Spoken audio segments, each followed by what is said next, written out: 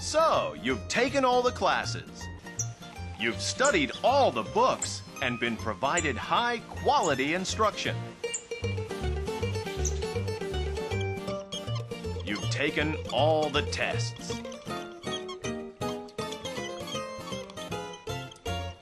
Your parents have bought you a new car.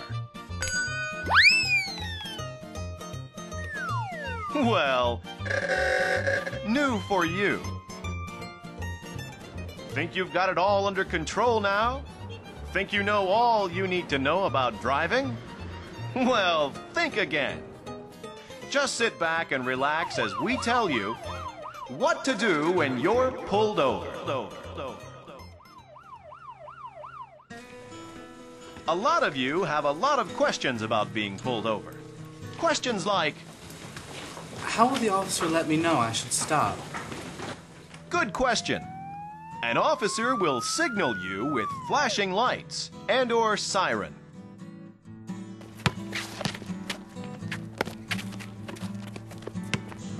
What do I do when I'm being stopped? Another good question.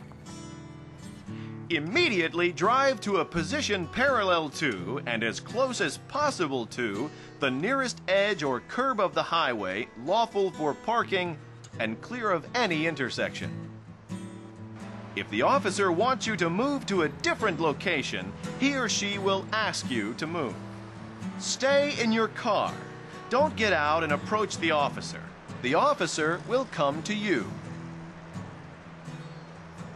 He or she may approach your vehicle from either side, depending on which side is safer. Follow the officer's directions. The officer will probably ask you to roll down your window, or may direct you to another location.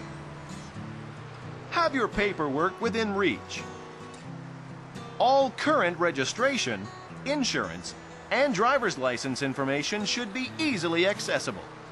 Paperwork must be current.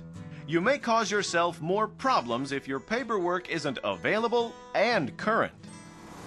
Everything current here. Wait here and I'll be with you shortly. What will the officer be doing while I'm waiting? Another good question. After pulling to the side of the roadway behind you, the officer will notify dispatch personnel of the traffic stop, the location of the stop, and request information on your vehicle. The officer will approach your vehicle while looking for signs of anything that might indicate a threat to the officer or citizen safety. Criminals are located and arrested during traffic stops every day. Officers don't know who you are or what you may do. The officer will discuss the violation with you and ask for your insurance, registration, and driver's license. The officer will take the information back to the patrol car to check the status of your driver's license for any outstanding warrants. The officer will then write out the proper citation or warning. The officer will explain the citation and return your paperwork to you. The officer may ask you to sign the citation. Your signature only indicates that you received the citation, not that you agree with it. However, you must appear in court if it is required, or pay the ticket by the court date. If you just ignore the ticket, an arrest warrant will be issued and your license suspended. When the officer is finished with the traffic stop, he or she will tell you that you may go. You should carefully pull back into traffic.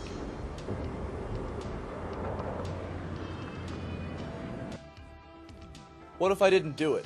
Or I don't like the way the officer treated me? Well, you got this one right. The time to argue about your guilt or innocence is in court. Instructions on how to plead guilty or not guilty are printed on the back of your citation. If you feel you were treated badly by an officer, ask for the officer's badge number and name, or note the officer's name on his or her name tag. Then contact the police headquarters or substation. Each complaint will be investigated. You may be asked to provide a written statement of your allegations. Law enforcement officers are on the road to reduce traffic crash fatalities and injuries by enforcing our laws. No one wants to be stopped for a traffic violation, but if you are, you need to know what to do. Knowing the process will make things easier for everyone.